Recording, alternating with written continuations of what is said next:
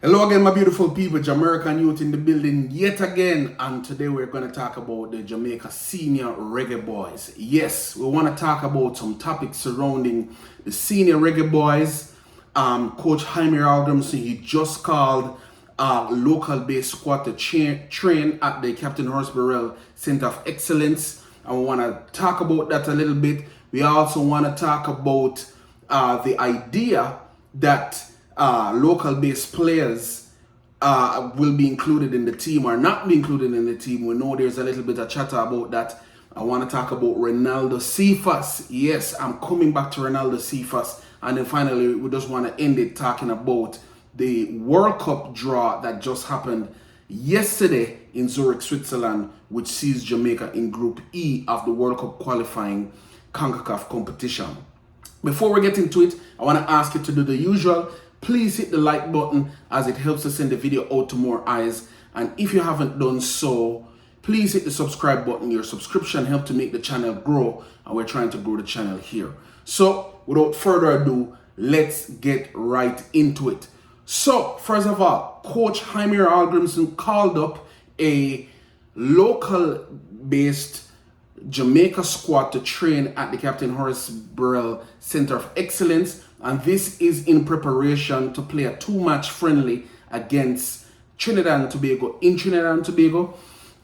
This is to give the local-based players a look. The coach wants to give the local-based players a look and see what they have to offer and give them a chance to break into the regular team or the A team, if you want to call it like that. And so that's the purpose of this. Of course, that has caused a lot of chatter in the Reggae Boyz fan world, and we want to talk about that. So what is the training squad? The training squad started training between January 24 and 25, and from the all indications, this is going to go on for the next month and a half leading up to the Nations League. And it's going to be every other week, I think. We're going to talk about that in a second. But just to talk about the squad itself, we see goalkeepers Tyrone Williams and Shaquan Davis, defenders Joel Cunningham, Kyle Ming, Gadale Irving, Sule McCullough, Emilio Rousseau, and Stephen Young. Midfielders Joshawn Anglin, Gart Stewart, Marlon Martin, Dwayne Allen, Romeo Guthrie, Ramon Howell, and Alex Marshall. And then the forwards, Siobhan Walsh, Justin Dunn, Nicholas Nelson, Andrea Fletcher, Javane Bryan, Chanel Thomas, and Kimoli Bailey. Yes, those last two names stick out to me because it's two players that I hold in very high regard. One is Kimoli Bailey, especially. I like how that player plays. He looks really purposeful and very attack-minded player. You know, very get on with it type of player. I think he's one for the future.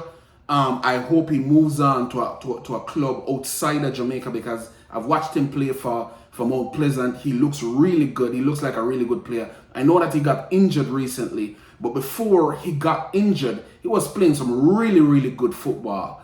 And I think he's really one for the future. I hope he gets some type of contract outside of Jamaica, even in the lower leagues in Europe, and hopefully can move on to something bigger, because I think he definitely has potential. It's one of the players I've liked from last season, from in the JPL. I've been watching him. Very good player. I hope he moves on to something. And then Chanel Thomas, he kind of showed out in the Caribbean Club Championships, scoring quite a few goals. I think he ended up being the leading goal scorer for that round of the Caribbean Club Championships. Even though Cavaliers didn't win the championships, Chanel Thomas was the leading goal scorer, if I'm not mistaken, and did very well. Good potential, and one for the future as well. I hope something works out for him where he can get out to the country and make something of himself. And then, of course, this is some other names that have been around the national team before. Joshawn Anglin, we have seen that name before. Sule McCullough, we have heard about him. Kyle Ming, and so on and so forth. Quite a few more. Those players have the opportunity now. They have been playing well in the JPL. They have the opportunity now to give the coach something to think about. So, I just wish all those players the best. And, if you're good enough, you'll make the team and we'll see you representing Jamaica in the national cause. Because, think about it. Jamaica has a lot of different sets of players now. You have the locally based players, you have the American based players, you have the English based players, and you have the other players who are in the wider Europe that's not England. So we have a wide pool of players to choose from. And so to make Jamaica's senior team, the A team, that's going to be seriously competitive now. And that's a good thing. It's a good thing for Jamaica's football. And I welcome it. I welcome the competition and so on. So as I said, I wish all of those players the best. But that makes me segue into my second topic that I want to talk about. And it's surrounding this very call-up for these players. The set of players that have been called up for the national team. I was scrolling through Instagram recently and I saw an article on Instagram from the Gleaner that says Hallgrimsson rubbishes favoring international players for national selection. And I'm just going to read the article quickly before I, start making my points or giving my opinion. It says, the title of the article is, if players are good enough, they will play. Hallgrimsson rubbishes favoring international players for national selection. And this was written on Thursday, January 25. It says, national senior team coach Heimer Hallgrimsson, who called a 22-man domestic squad for a 2-day training camp at the UA JFF Captain Hallgrimsson Center of Excellence yesterday, said that if players show they are good enough, they will be considered for the first team. The camp consists of some of the top performers in the Jamaica Premier League so far this season. It will be held every other week for the next month and a half and will culminate with a 2-match friendly series against rivals Trinidad and Tobago. However, contrary to the common belief that the Icelandic coach is not impressed with the level of local players, Hallgrimsson stated that as long as they can show him their quality and tactical awareness, they have a chance of being called to the first team squad. There are players that have shone a little at the start of the Premier League season. I didn't want to bring in players who have more or less been with us already. So we are looking at having more depth, looking at the hot players, although some players might say they were hot the last 2 or 3 rounds, but we just decided to select 22 players, said Hallgrimsson. Everybody know, especially those players here who we are looking at selecting, have the privilege of showing what they can do. So if players are good enough, they will play. We have shown multiple times that even if you have not played in a long time, as in the case of Dujan Richards, you don't need to play JPL either to play in the national team. So these guys have the upper hand on other players playing all around the world. Important. And it's their chance to show the national team coach what they can do. So if they're good enough, they will play, and we have done that. We have brought in players playing in Jamaica, but it's all about quality in the end. And notice what he said about the local based players having the upper hand over players around the world. I'll come back to that in a second. Just to finish up, over the course of the ongoing camp, Hallgrimsson will rotate players in order to get as much of a first-hand look at the best of the JPL has to offer as possible. So he will be bringing in other players that were not called to this camp. Hopefully, we get them to understand the way we want to play, know the most important thing when it comes to national team games, where they need to have focus and concentration at all seconds throughout the game, the system we like to play, and the principles we hold. We would like them to learn all of that, and hopefully we can finish with a good performance against Trinidad, who are preparing for some important games. But this is not a make or break camp. It's the first camp. We will call other players later, but having that extended period of time, the players will have time to show, if not today, then tomorrow, or in a JPL game next week or the week after. And that's the end of the article there. Kind of goes off to talk about the players who were called into the the squad. And I think I forgot to mention the fact that Kaheem Dixon, I think, was given a call to another player that I've been calling for a while. I'm glad to see that he has been given an opportunity to represent or to at least show the coach what he can do in this training camp. Now, let me talk a little bit about how I feel about the camp. For one, I think it's a really good idea for the coach to call the local base players together and give them a look. Give them a look in. You have the opportunity to show what you're capable of. And if you're good enough, as the coach said, you can break into the national team. And, you know, he will rotate the players around. So the same set of players who were called this camp may not be called the next camp. And that's good. That doesn't necessarily mean if you didn't get called the second time around, it means that you did terribly in the first camp. It's just that maybe the coach wants to look at other players.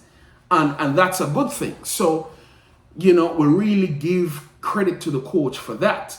But we want to talk about the underlying, you know, thing there, which is the fact that, you know, they thought that our local base player is going to be in the senior Reggae Boyz. You know, when it comes down to the World Cup qualifying and the Nations League and the Copa America and the Gold Cup, when that comes around, we know that those are the major tournaments.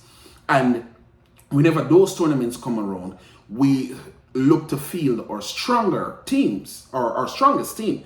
So the question arises, well, can a local base player be a part of the strongest Jamaica has to offer right now? And the general answer to that is really no. Because if you are good enough to be in Jamaica's A team, you wouldn't be in Jamaica playing right now. You know, and that is not a bias from the coach to say, well, I can't have a local base player in the senior team or the A team, you know, because that player is not good enough. It's not about discriminating against local base players. But as we saw, Dujon Richards, who is a prodigy, you know, he made the senior team. He played in the Gold Cup. Never really got a lot of minutes in the Gold Cup, but he played in the Gold Cup. He played in the Nations League, ended up scoring a goal for Jamaica. Some would argue that Dujon Richards is an anomaly because, like, if you really think about it, I think Richards was called after he got that Chelsea contract, if I'm not mistaken. But don't quote me on that. But I think it was after the Chelsea contract where he got his first call. But in any event, the fact that a local base player was in the team shows that if you're good enough, you'll make it. But to be honest, in general, it's not there because let's be honest, the league in Jamaica, while I do watch it sometimes, not all the time, but I do try and watch it as much as I can, there is lacking in development in terms of speed of play, you know? So one of the things I noticed we talk about in Jamaica is that we're fast. We're fast people. Yes, we can run fast. But when we play football in Jamaica, we don't move the ball fast. So when we talk about being fast, having foot speed and moving the ball quickly is two different things. And even foot speed on a track and foot speed on a football field is two different things, because, you know, with football, you're running and walking and jogging, you know, throughout the whole game. It's not like you're running the whole game or walking the whole game or jogging the whole game. They are different. You have bursts of energy during the game. So you have to know how to manage that. Now, if it's one sprint, then yes, we're faster. And generally over sprint, you know, over the sprints, if we're sprinting for a ball, yes, Jamaicans will be faster. But the thing we have to think about is speed of movement of the ball, speed of passing, and speed of thought. Those are two things that I think we're lacking in Jamaica. We move the ball slowly. And, you know, when we are passing the ball out to the back, we are under pressure. Like if a team decides to high press us, we lose it. We lose concentration. We can't maintain the ball and still pass it around out of the back. You know, we're not as comfortable as on the ball as we would like to think we are, or we would like to be in general. So to take someone from the JPL to put to the type of team that Jamaica has right now or is trying to build is going to be a tough ask for that player, especially when that player is only exposed to the level of coaching that is in Jamaica. Unfortunately, in Jamaica, there's only one A licensed coach in the Premier League, and it's the Cavaliers coach. You know, so the level of training of the coaches in the Premier League is not very high. And so, you know, you compare the level of coaching that those players are getting in comparison to the level of coaching that the overseas based players are getting, you're going to find a disparity. So it's not going to be easy for a JPL player to run and make it into the A team of Jamaica. So we have to accept that as fans. And, you know, this idea that the coach favors the international based players is not really true, because if you're local, you know, and you're doing well in the Premier League, people are going to call for you to be in the squad. And so you kind of do have somewhat of an advantage playing local football. And so I will leave that there in terms of this article. But it also helps me to segue into the next point I want to make, which is to talk about Renaldo Cephas. Yes, I come back to talking about Cephas because I am still bewildered by the fact that this player has played so few minutes for Jamaica. When you think about the fact that you have, do you know you have JPL players that have played more minutes for Jamaica than Cephas? Right? You have players in the JPL that have played more minutes for Jamaica than Cephas. You have USL players that have played more minutes for Jamaica than Cephas. And I don't understand it. And so I look at Cephas and I'm like, is it that Cephas, he's too big to play for a local base only squad, but not big enough to play for the A squad? So where does he fall? I don't get it. Now, if that's not the way the coaching staff is thinking about Cephas, I really wonder what is their mindset towards him. And I really wanted to make this video early in advance talking about Cephas, because now that the Mari Gray is not going to be available for the Nations League, I really wonder who will replace him.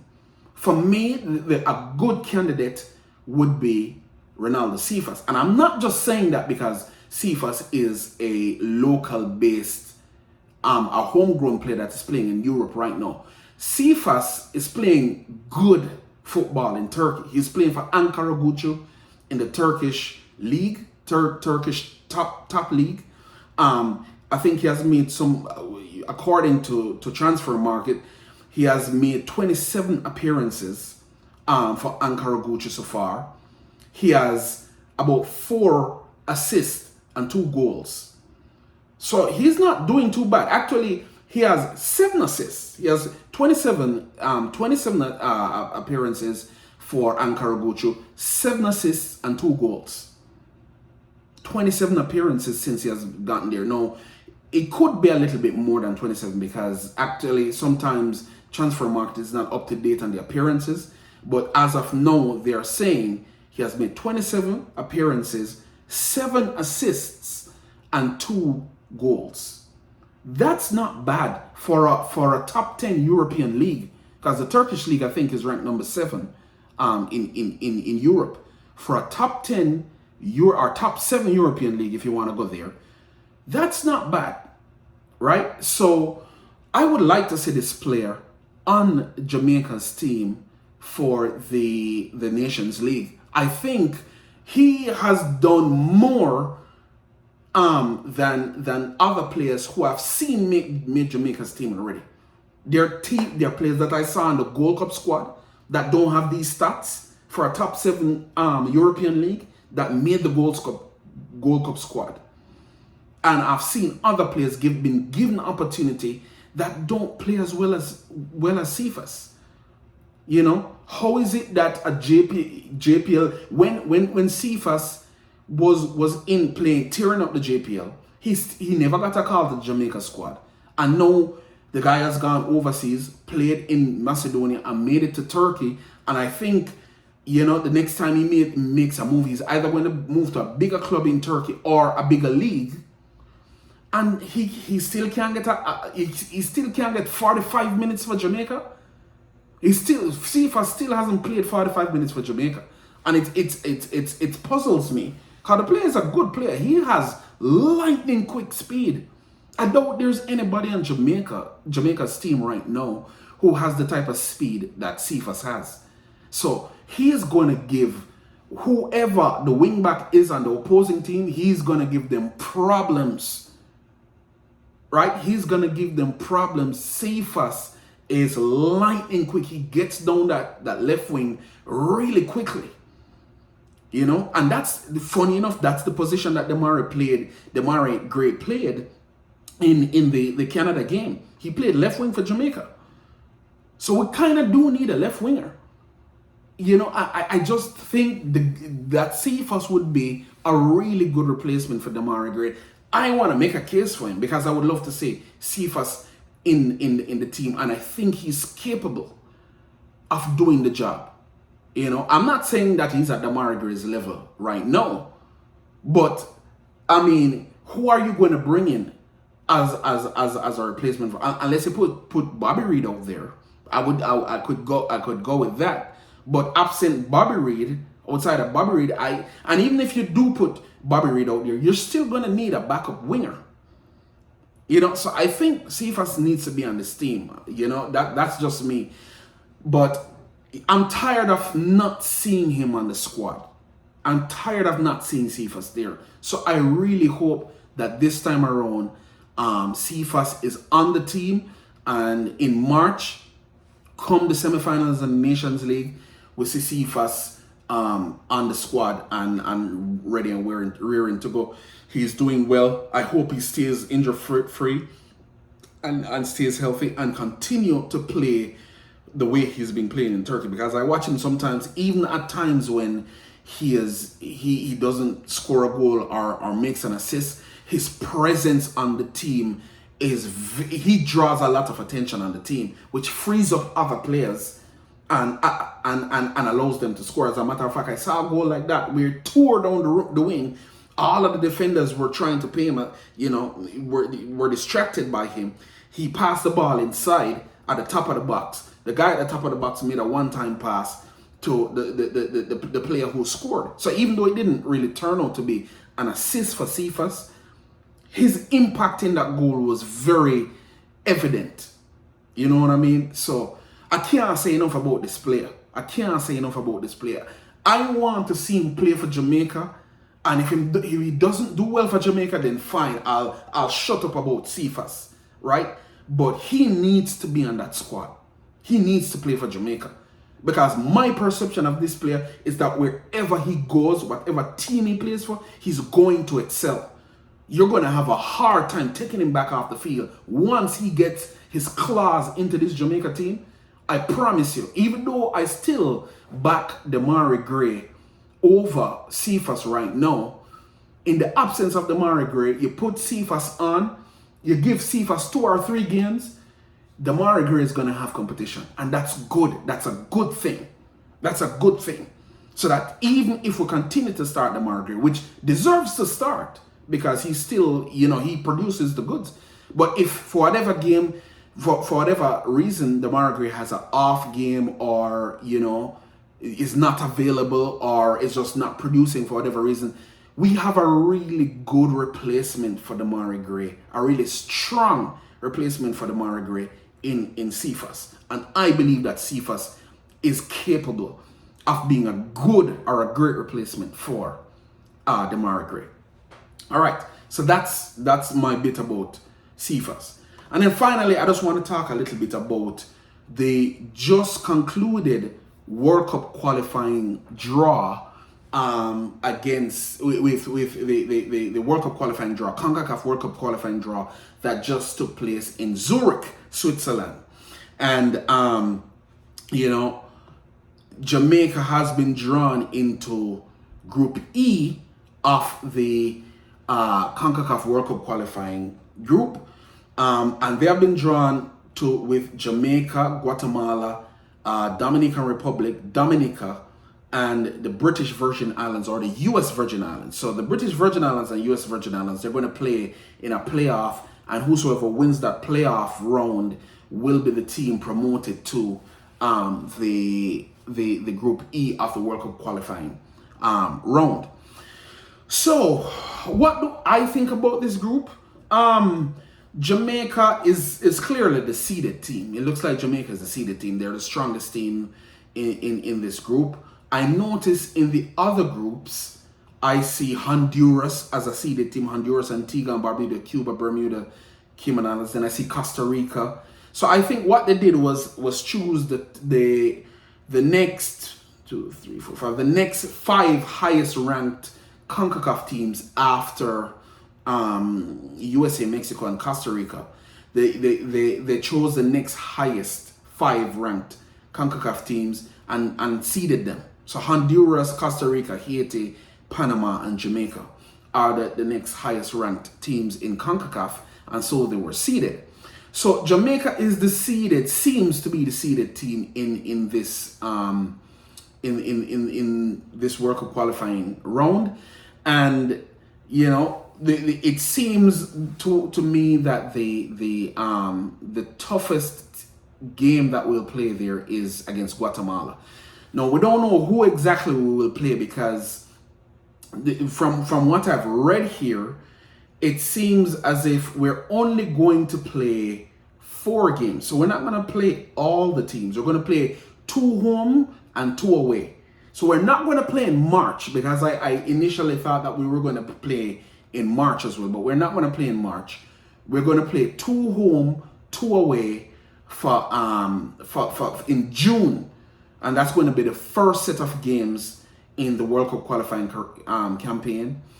And then I think we're going to play a next set of game in June 2025, and then the final round after the cream rises to the top from those rounds. We will play. In the final round where there's another draw that is set for that. So what is going to happen is that there are going to be 2 match days in June, right? 2 match days in June, and we're going to play, I'm assuming the way CONCACAF will set it up, you'll play 1 home and 1 away in June 2024. And then in June 2025, you'll play the other home and the other away. So a total of 4 games. So by looking at it, I guess you could play all the teams because it's 5 in the group. 1, 2, 3, 4, 5. Yes, I guess you could play all the teams in the group. But two other, it seems like you're going to play each team once, but 2 of the teams that you'll play will be at home and 2 of the teams that you'll play will be away. And it's going to be the same thing for each team in this group. So I'm just hoping that we don't play Guatemala. If we play Guatemala, well, we will play Guatemala, but we'll get it as a home game. Because to play Guatemala in Guatemala, I don't want to say that. Any other thing, we'll take anything else. Whether we play Damrep at home or away, it's fine. And Dominica and whosoever wins between British Virgin Islands and US Virgin Islands, that's fine. We can deal with that. But Guatemala, we don't want to play them at home. I don't want to play Guatemala at home at all. I don't want to play Guatemala in Guatemala. That's the way I should say it. So, but all in all, it looks like an okay draw for Jamaica. I think we should be able to get through this group. We just need to get through it as the number 1 team, because I think if we don't get through it as number 1, then we're going to be placed in a group that have one of the stronger teams like Panama and Costa Rica and Honduras. If you assume that those are the teams that will win their group, You know, we don't want that. So the best thing for us to do is to win our group, be number one in our group, so that whosoever else comes in our group will be teams that we should be able to get by easily. Because when we get to that round in 2025, that round will be in September, October, and November of 2025. We are able to, you know, be comfortable in qualifying for the World Cup, you know. So this you know, gives us the beginning. It's the beginning of the World Cup qualifying season. So I wish the Reggae Boyz all the best. I wish Coach Hallgrimsson all the best. I hope that everything works so well that you get all the players that you need. Some of those players that you know, is on the fringe of deciding whether they want to play for Jamaica or not. I mean, I hear Mason Greenwood name being thrown out there. Would love to have Mason Greenwood playing for Jamaica. It would only help. And I still want to call for Omari Hutchinson. Come play for winner, man. Come play, man. Come play for Jamaica. We need a midfielder. And even though you're playing wing as a winger, I think for Ipswich Town, I know you can do the midfield role. So it would be nice to have Hutchinson here, if he so desires. If not, obviously we have to move on and try and find other players. Casey Palmer is playing again, so we hope that he can stay healthy and stay fit and be able to represent us. And, you know, when the time comes for the Nation League, we'll have a lot to talk about. There's a lot going on in Jamaica's football now with the under-20 preparing for their World Cup qualifying first round.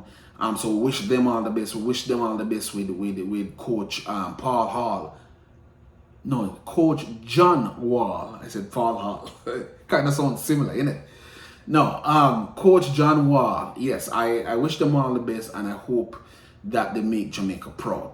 All right. So I'm going to leave it there, everyone. Thank you for watching. And on your way out, please hit the like button if you haven't done so. And if you haven't subscribed as yet, please hit the subscribe button, as it helps to grow the channel. And until next time, take care of yourself. Walk good. I'm out.